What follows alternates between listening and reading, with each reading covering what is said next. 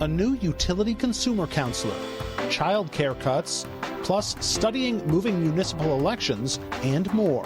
From the television studios at WFYI, it's Indiana Week in Review for the week ending September 5th, 2025. Indiana Week in Review is produced by WFYI in association with Indiana Public Broadcasting Stations. This week, Indiana has a new utility consumer counselor after Governor Mike Braun appointed Abby Gray to the position.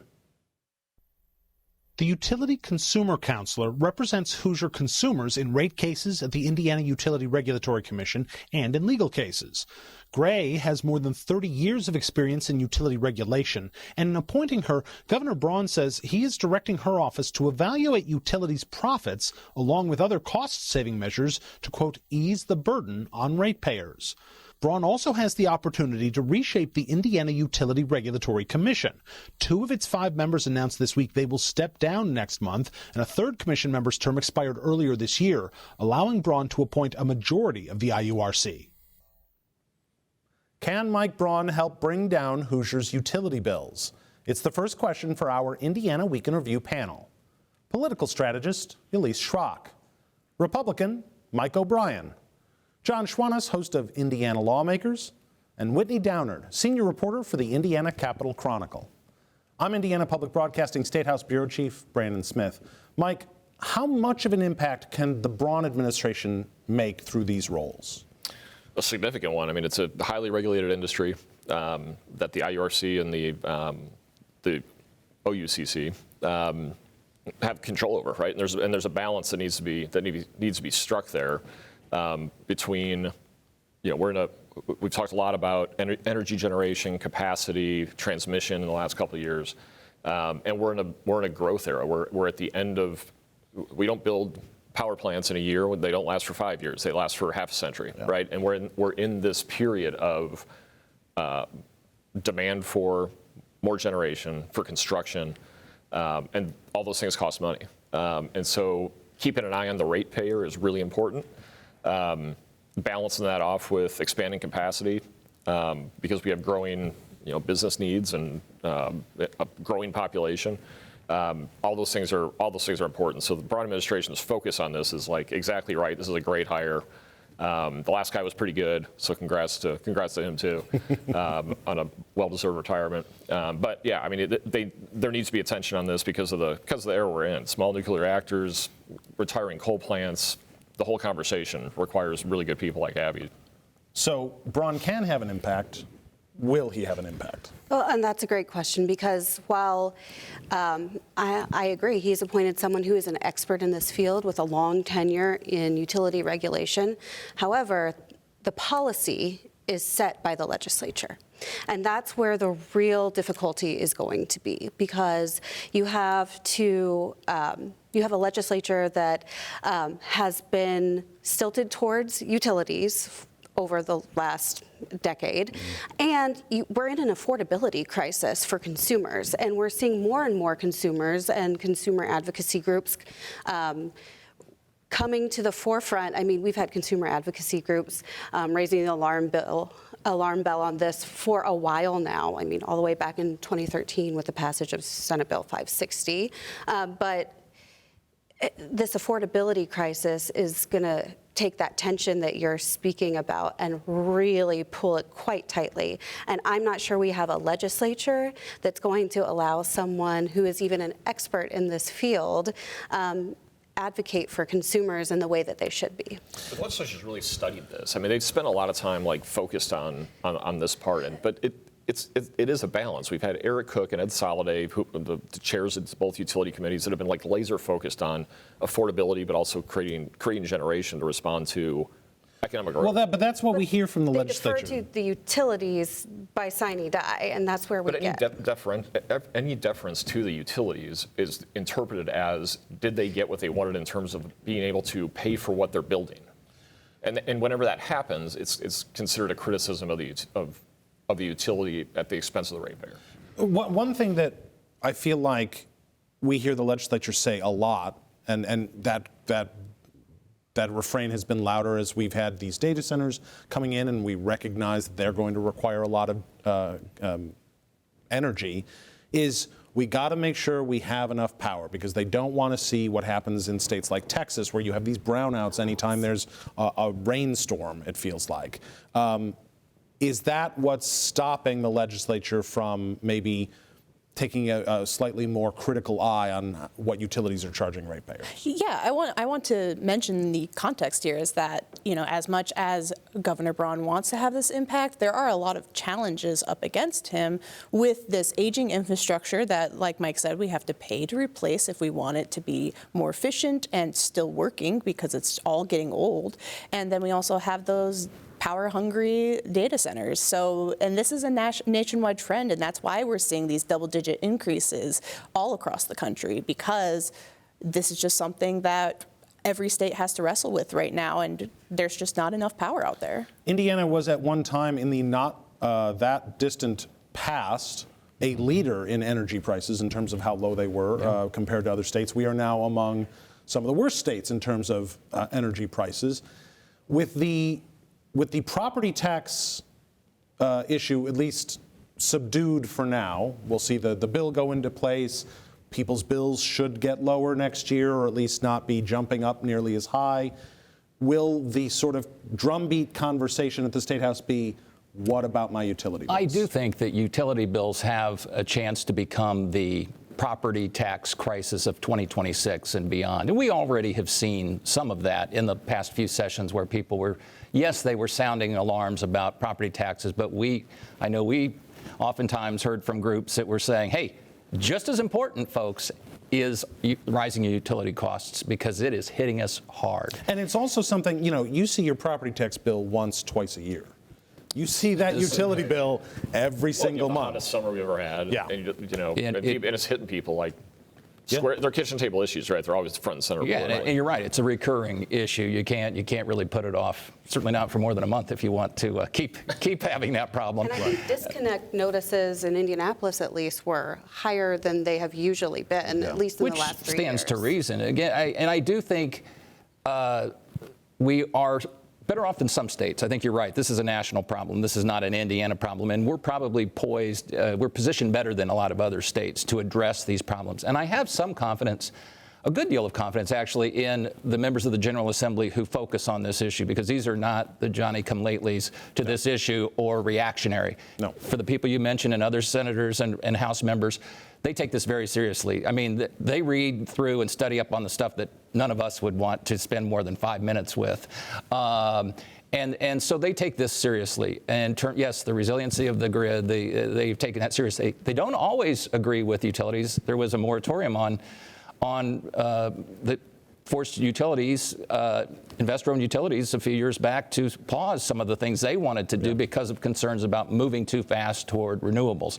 So yes, I wouldn't say it's a rubber stamp necessarily, the General Assembly for the state. It's been a cautious General Assembly in terms of not wanting to repeat what we've seen in Texas and other places where brownouts, or now I guess we should say grayouts, with the new utility commissioner being gray. We'll shout out. I hope we don't have that here. No.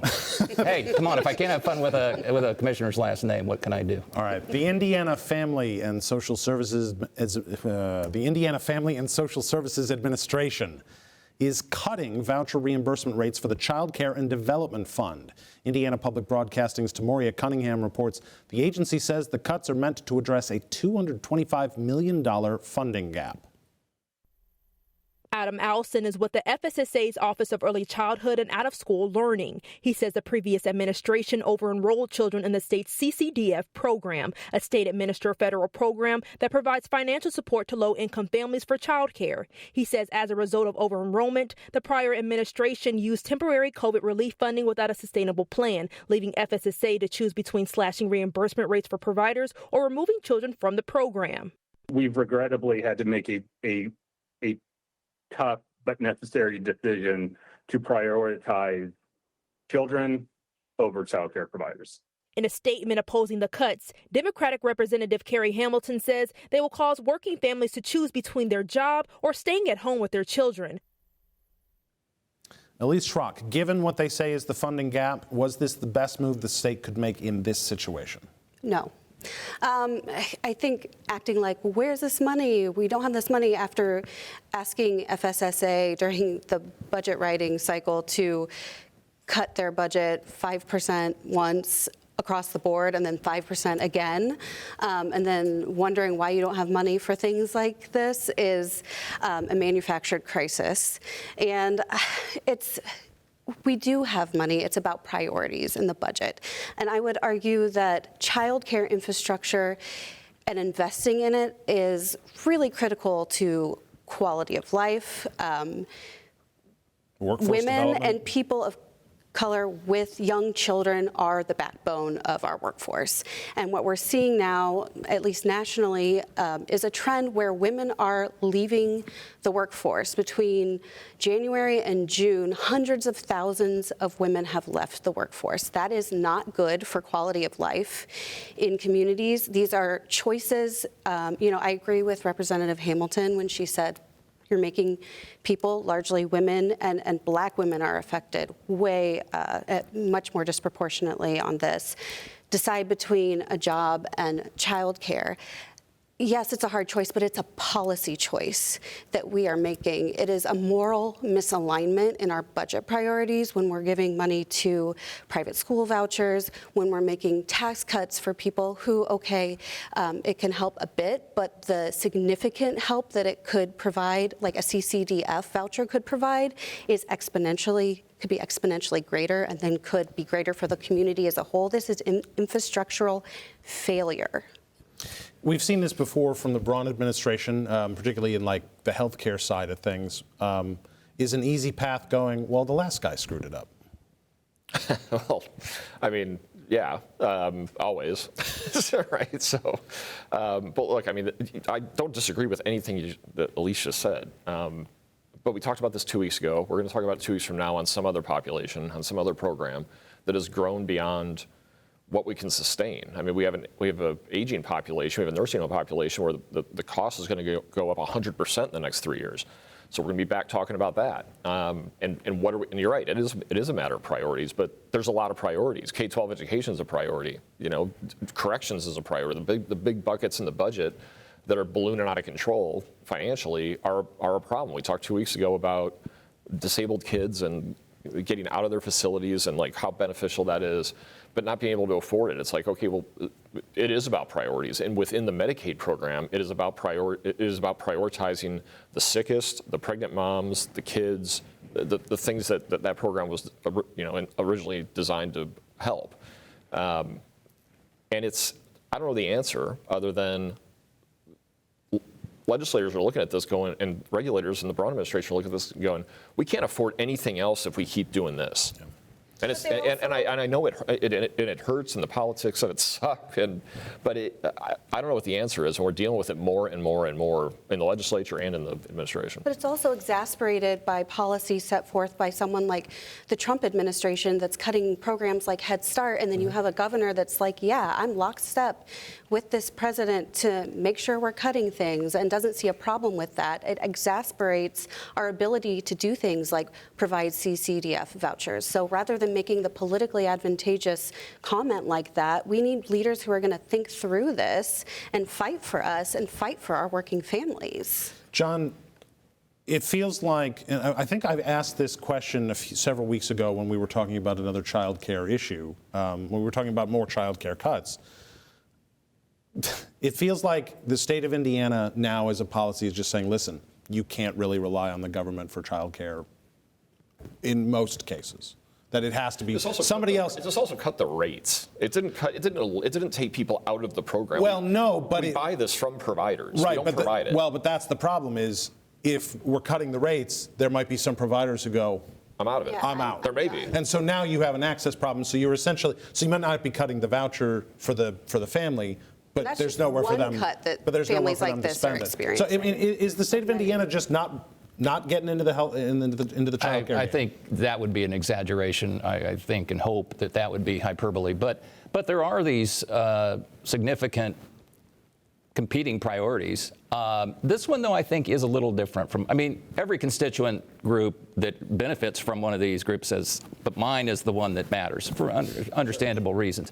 This one, though, and we've touched on this, if you look at it in terms of the ripple effect, and this does have, it doesn't just affect the people who are getting vouchers or diminished value vouchers. It's a notion of economic development. It's people in the workforce. It's, if you don't have people in the workforce, then that has an effect on the care of the children. I mean, it's whether you have food on the table. You mentioned a moment ago about children being a priority. Well, in a way, this is a priority because it's the well-being and livelihood of the family structure that supports those children. We all throw around the word crisis, and I've used it a couple times probably today, and the General Assembly will often cite crises. But I do think child care crisis is, if not a crisis, it's a very tall hurdle that we must clear as a state to take, well, as you used to some of the campaign phraseology, to go to the next level. To go to the next level, I would say that's an issue. I want to ask this, which is, because it is a workforce issue as much as anything else, because you pointed to some of the statistics. As was pointed out. It's a workforce infrastructure. Right. Yet legislative leaders have said, well, listen, you're not getting much more out of us, so the private sector has to step up and do it on their own. Do you think that drumbeat gets even louder from the General Assembly at this point? Absolutely. The Indiana Chamber of Commerce has repeatedly, almost every year in recent years, made this a top priority. They actually commissioned a study that said the lack of childcare options cost our economy $4 billion a year. And I think one of the problems for business leaders is that the market just doesn't work the same way in childcare as it does in other areas without jeopardizing the safety of children, especially young infants and toddlers. You can only cut regulation so much in that area. Yes, and because of the ratios that we implement to keep that safety, parents can't afford to pay for a teacher when they're only splitting it with one or two other parents because infants need more care. So this is a place where it's just not working to leave it completely in the hands of the private sector. Keep in mind, regulations already have been relaxed in terms of the number of children that can be supervised or the age of providers themselves. So it's not as if there's a lot of wiggle room there. Yeah, they've taken steps already to try and deregulate where they could. But again, you go much further, and now you're getting into We've actually seen child deaths in unregulated Nobody wants places. the tragedy that would make headlines and cause this whole issue to explode. And like so many other sectors, this is an area where, again, women and women of color especially are disproportionately employed and also not paid very well. Time now for viewer feedback. Each week we post an unscientific online poll question. And this week's question is, should the Indiana state government devote more money to child care access? A, yes, or B, no. Last week we asked you whether redrawing Indiana's congressional map will guarantee that Republicans have all 9 seats in the U.S. House. 27% of you say yes, 73% say no. If you'd like to take part in the poll, go to wfyi.org/IWIR and look for the poll.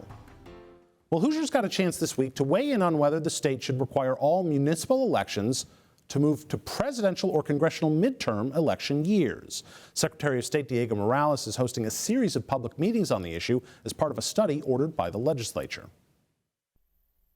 Part of the meeting was a presentation by the Secretary of State's office. It covered the potential cost, savings, and voter turnout impact of moving municipal elections. Municipal elections statewide in 2023 cost about $18 million, with voter turnout of just 20%. Jennifer Lewis works for the Vigo County Clerk. She worries adding city offices to federal and statewide ballots will create confusion. The times we have for voting, I can only imagine that there's people who are going to be behind even longer with the lengths of the ballot that it's going to be. Morales says he's heard different views as he travels the state. He says elected leaders in larger counties want municipal elections to stay where they are.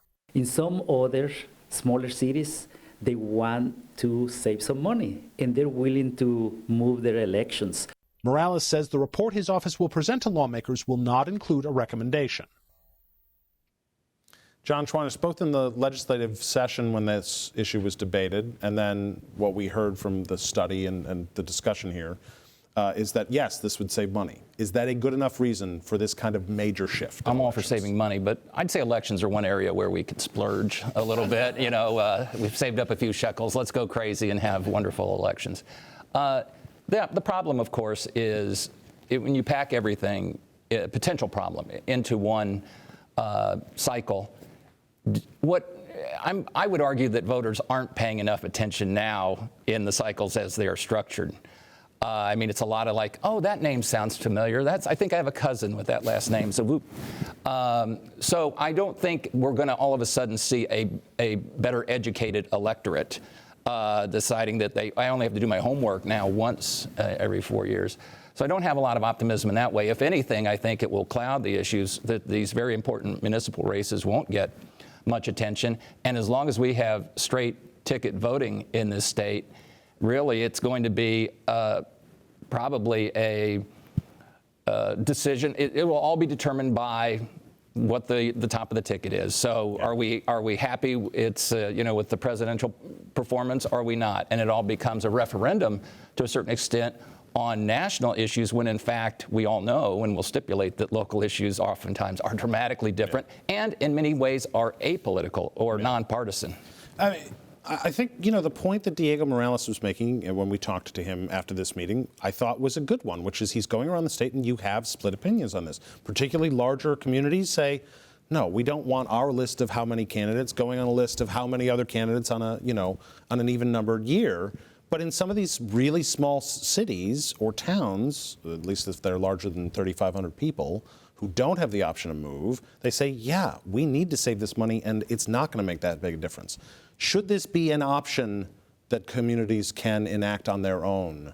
Is that the route the legislature should go? Yeah, I absolutely think that if, I think that Karen Talion, who leads the Democratic Party, said that her hometown or somewhere near her hometown had elected to move because state law already allows you if you're under a certain population. Towns under 3,500. So I think that if the community wants to do that and wants to pursue that, then I think that's perfectly logical. I mean, where I lived in Mississippi, one of the problems was that we always had to allot money for runoff elections, and we don't do that here in Indiana. Right. So I think that if local elected officials want to look and identify places to save money, as long as it has that community support, I don't see why.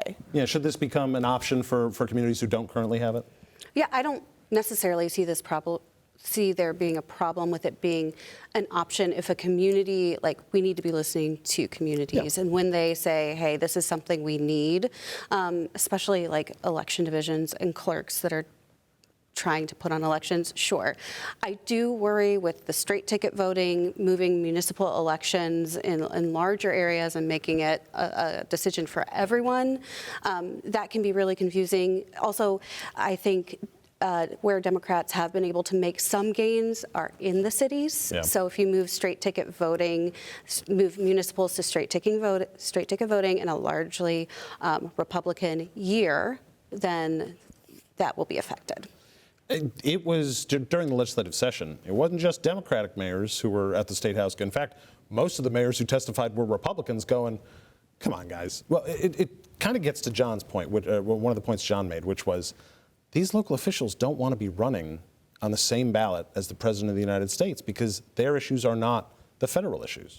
Yeah, I was county chairman for 8 years in Hendricks County, and the tone of that municipal election year and the conversation is just different. And I'm with John. It's the national. I'm already frustrated with the nationalization of races that have nothing to do with national issues. Yeah. For offices that have no impact on national issues, but you're running on federal immigration policy, or whatever the issue du jour is, and you can just get lumped into that, and that is a long ballot to get down, and with judges, clerks. Oh, in the 2024 precinct committeemen. Yeah. You're 20 pages into in the 2024 election, I felt like they're in Marion County. I think there were 20 judges up for retention. Election day a holiday and we're going to have to because we have to stand in line for and make it easier for folks to vote. Yeah. That way, it would just be easier for folks. I'm not for it. Maybe the option, but I'm not for it. Yeah. These just local issues need attention. Yeah. Money's the only factor. Just get an applause meter. Have people go out at a certain designated hour. Just point your bullhorn. I'm also tired of making it easy on voters. you got an obligation here. And, Yeah, I when agree. you're Do your Indiana makes education. it that And when easy you're- on voters. Well, it's voters don't put I don't know. any I've never had a hard accountability time. on themselves. All right. Well, you don't want to. Finally, Indiana University football's opening weekend win over Old Dominion also featured the reintroduction of Hoosier the Bison as an IU mascot. The IU student government passed a measure late last year to bring back the mascot that was only in use from 1965 to 1969. Elise, what do you think about Hoosier the Bison as an IU mascot? As a new adjunct at IU, you know me, I love fashion. I am looking forward to Hoosier the Bison merch. Oh, I I'm already ready. got some. Oh, yeah. Okay. Brought my bison. There it is. Hoosier the Bison. Maybe I we'll like be it. I like matching it. next I time. like, I mean, you know, it's not as good as Truman the Tiger, the Mizzou mascot, but that's fine. Hoosier the Bison is great. Don't forget, there's a very smart bar in Bloomington that's been around for decades that never left. Never left took the it bison. down. Maybe this is why they've been around for decades. All right, that's Indiana Week in Review for this week. Our panel is political strategist Elise Shrock, Republican Mike O'Brien, John Schwantes of Indiana Lawmakers, and Whitney Downard of the Indiana Capital Chronicle. You can find Indiana Week in Review's podcast and episodes at wfyi.org/IWIR or on the PBS app. I'm Brandon Smith of Indiana Public Broadcasting. Join us next time, because a lot can happen in an Indiana week.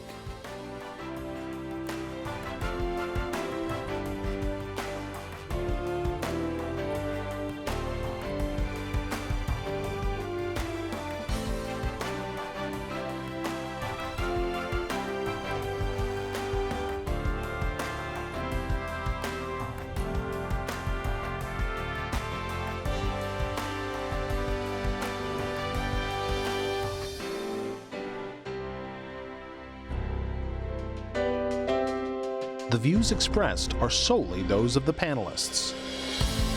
Indiana Week in Review is produced by WFYI in association with Indiana Public Broadcasting Stations.